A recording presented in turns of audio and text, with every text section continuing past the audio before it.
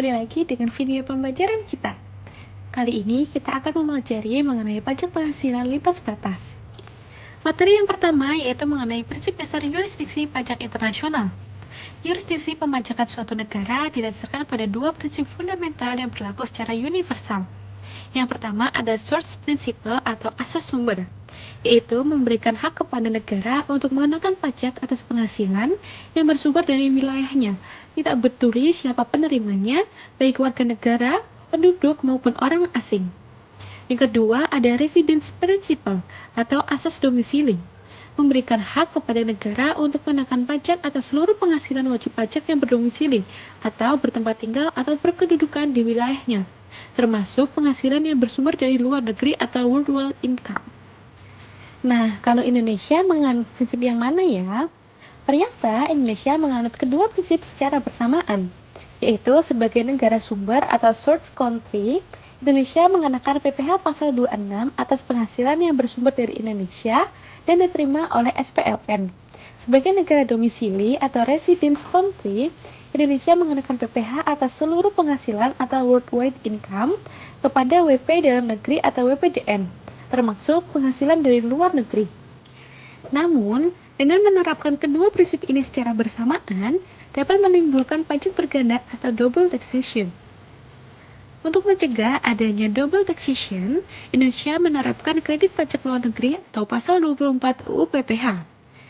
Berdasarkan pasal 24 UU PPh, pajak yang dibayar atau terutang di luar negeri atas penghasilan dari luar negeri yang diterima atau diperoleh WPDN boleh dikreditkan terhadap PPh yang terutang di Indonesia.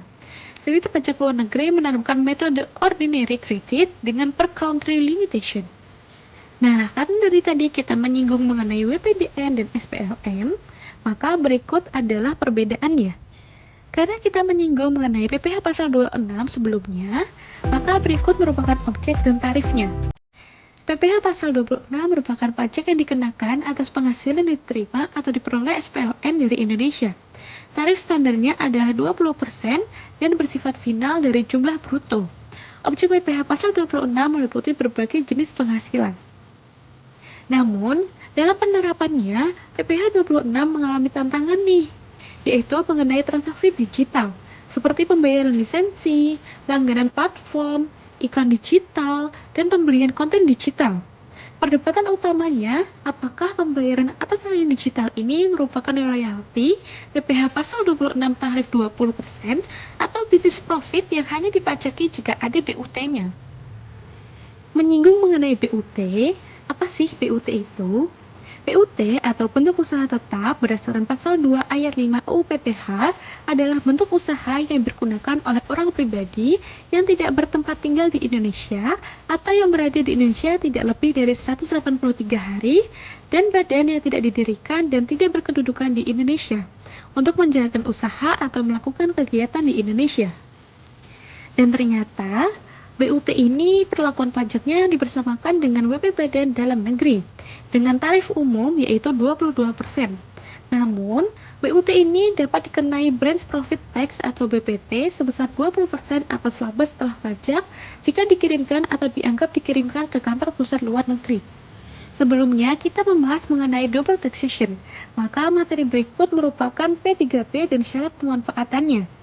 P3B atau Perjanjian Penghindaran Pajak Berganda adalah perjanjian bilateral antara dua negara yang bertujuan untuk membagi hak pemajakan dan mencegah pajak berganda atas penghasilan yang sama. Lalu, apa sih syarat pemanfaatannya? Yang pertama, penerima penghasilan harus merupakan beneficial owner, yaitu pemilik manfaat ekonomi yang sesungguhnya atas penghasilan tersebut, bukan conduit atau penantara, nomina, atau agent. Dan yang kedua, penerima penghasilan harus membuktikan bahwa ia merupakan penduduk atau residen negara mitra P3B. Pembuktian ini dilakukan melalui sertifikat of domicili yang dikeluarkan oleh Otoritas Pajak Negara Mitra atau melalui form DJT yang dikeluarkan oleh DJP. Nah, materi yang terakhir yaitu mengenai transfer pricing atau TP. TP adalah penentuan harga transaksi antara pihak-pihak yang memiliki hubungan istimewa. Hubungan istimewa ini terjadi apabila WP menguasai langsung atau tidak langsung lebih dari 50% modal WP lain Dua WP atau lebih berada dalam bawah penguasaan pihak yang sama, atau terdapat hubungan keluarga, sedarah, atau semenda. Prinsip kewajaran dan kelasiman usaha atau PKKU mengharuskan transaksi antar pihak afiliasi dilakukan sesuai harga yang seharusnya terjadi antara pihak-pihak independen dalam kondisi yang sebanding. Apabila harga transaksi afiliasi tidak sesuai dengan PKKU, DCP berwenang melakukan koreksi berdasarkan pasal 18 ayat 3 UU PPH. Nah, berikut merupakan 5 metode transfer pricing. Metode yang pertama ada Comparable Uncontrolled Price atau CUP, yaitu membandingkan harga transaksi afiliasi dengan transaksi independen yang sebanding. Yang kedua ada Resale Price Method atau RPM, yaitu harga jual kembali dikurangi margin laba kotor wajar. Ketiga ada Cost Plus Method atau CPM, yaitu biaya produksi ditambah margin laba kotor wajar. Keempat ada Profit Split Method atau PCM, yaitu laba gabungan dibagi secara proporsional berdasarkan kontribusi masing-masing. Dan yang terakhir ada Transactional Net Margin Method atau TNMM, yaitu dengan membandingkan margin laba bersih atau net margin dengan pembanding independen. Selesai sudah materi kita pada modul 9 kali ini. Terima kasih telah menonton.